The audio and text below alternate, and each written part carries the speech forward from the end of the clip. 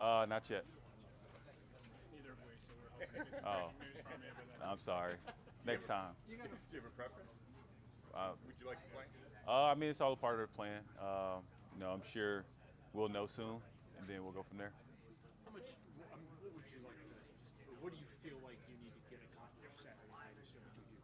I think this whole week is just continuing to get better.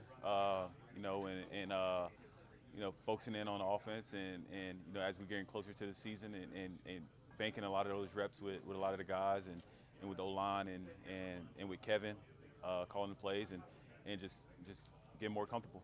Seems like you and Amari have developed a really nice on-field rapport out there. How is that coming together? It's still a work in progress, for sure, and just going out there constantly, just getting put into different situations and being able to come back and talk about those things, and it's been very helpful. He's a very open guy, so I think it's been a good relationship building. Jacoby, you're the only quarterback here who hasn't played in a preseason game yet, and you're going to be the starter. Is that the situation? I don't understand that plan. Well, I'm sure you didn't make the plan. That's probably why. But it's a part of the plan, we've been doing a good job on the field in practice and making it as game-like as possible. And this week is another stepping stone in the plan. Jacoby, to go back to Amari, like developing that chemistry with him, considering how meticulous he is about route running, like how much easier does that make things for you as a quarterback to work with a receiver like that? Nothing's easy, but he definitely makes it joyful to have him on our team. Like you said, he's so meticulous in what he does and how he studies defensive backs and coverages and plays, and it's been fun to just learn from him. Jacoby, he really is precise watching him run those routes. Is that unusual to see that guy? I mean, you played with wide receivers on several different teams. Is that on point all the time? Yeah, I mean, you definitely give him an extra second to see what he does, and sometimes you get just caught watching it a little bit. But it's been a lot of fun watching him run routes and just hearing why he did certain things. So it's been pretty cool. You mentioned that you have intricate knowledge of the mind of a receiver and what a receiver needs and all that kind of stuff. So what do you think he's sort of referring to? He's probably just trying to get me to throw him the ball more. When we were talking to Alex yesterday, he talked about that there really isn't that drastic a difference between the game plan for you and the game plan for Deshaun. So are we kind of like making too big a deal about how different you two guys are? Well, they come up with a game plan, so that'd probably be a question for them. So then, do you try to? Is it hard to not try to be Deshaun when you're out there? Oh, it is very easy for me not to be Deshaun. Trust me. You've been in a bunch of different systems. What did you think when you first looked at Kevin's playbook and watched him, listened to him kind of explain his system?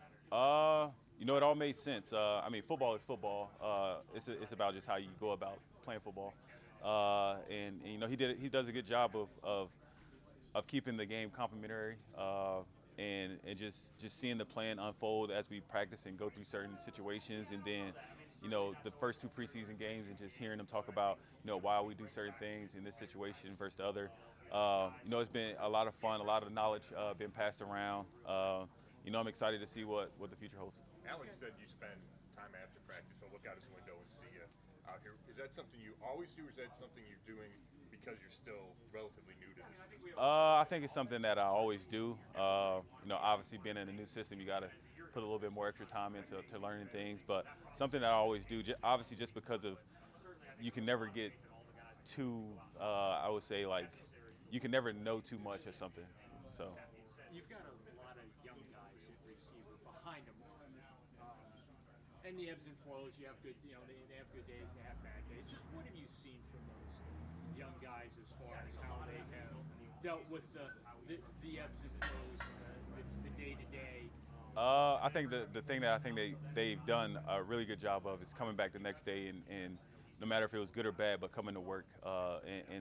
And as young guys, that's hard to do because some guys get too high and get too low. But I think that room and that group has done a good job of, every day is a new opportunity. Everybody's, willing to work and that's all you can ask for.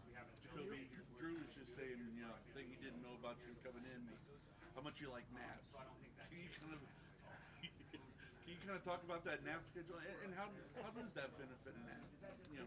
Well, it's been interrupted right now, but I just try and, you know, it's really like time to myself, and then my eyes just happen to go to sleep. But just a couple minutes just to be to myself and kind of just relax in the midst of all of the commotion of meetings and walkthrough and working out and stuff like that. Just trying to, you know, relax a little bit.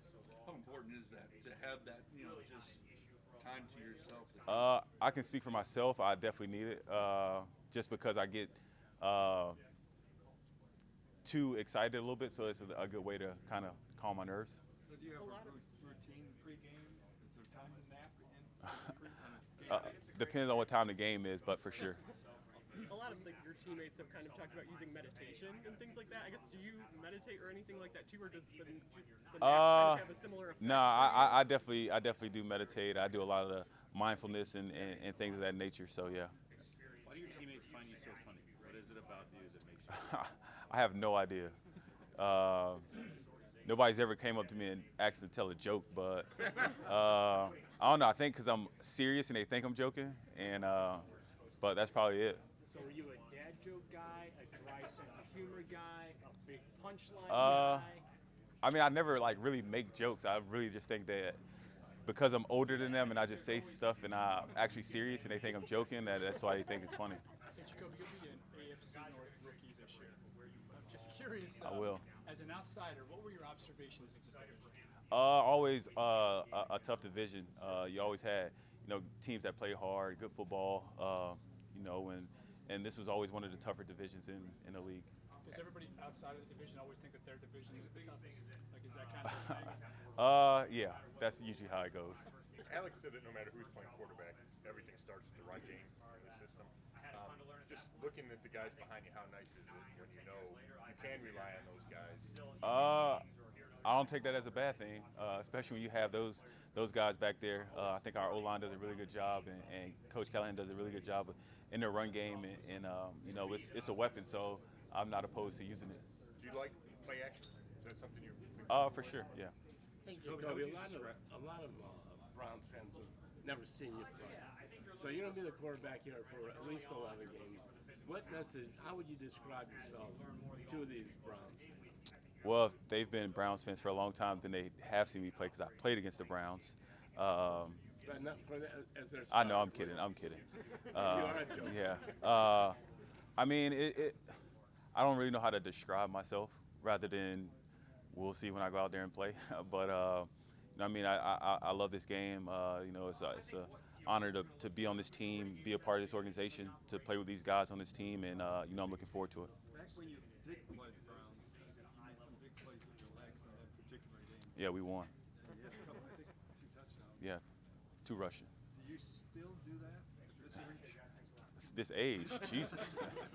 I'm only 29. I mean, were those accidental, or I don't recall? I think one was planned and then another one wasn't. I mean, it's just situational football, just playing football. How would you describe Kevin Stefanski's offense in a couple words? Complimentary. Is that how you pronounce that word? How you say that word? They just said it's how you say that word. How you say it? That's right. You say it. I just said that. You're right. Whatever. When you talk about saying stuff serious, guys think you're funny, like you're joking.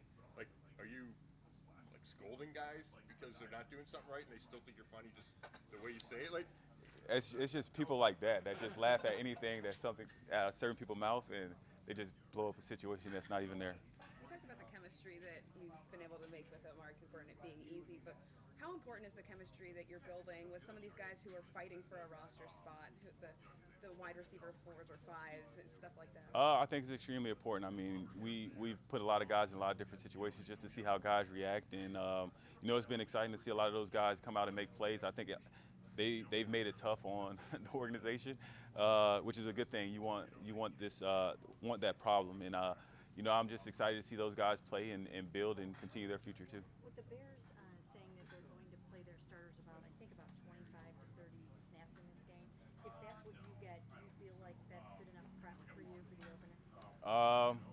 whatever the plan comes and whatever it is for us, be ready for it and go from there.